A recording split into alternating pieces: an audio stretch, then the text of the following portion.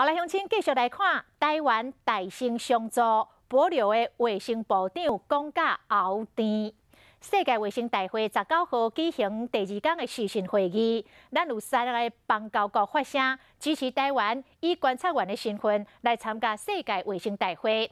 尤其是这保留的卫生部长是讲甲后殿，讲台湾是全世界头一个对保留伸手就援手的国家，引真感谢台湾。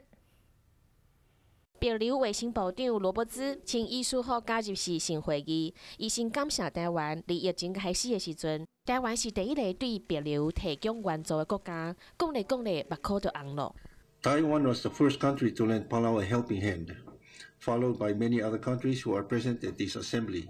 Taiwan and many of our allies knew that our country was vulnerable, so they made tremendous sacrifices to give Palau all the equipment, supplies, and training that it needed in its efforts to prepare and to protect its people. 保留卫生部长讲，即马保留已经有能力来抗疫啊。伊做一摆感谢台湾，佮讲爱互台湾用观察员的身份来参与世卫大会，才会当实现全民健康的目标。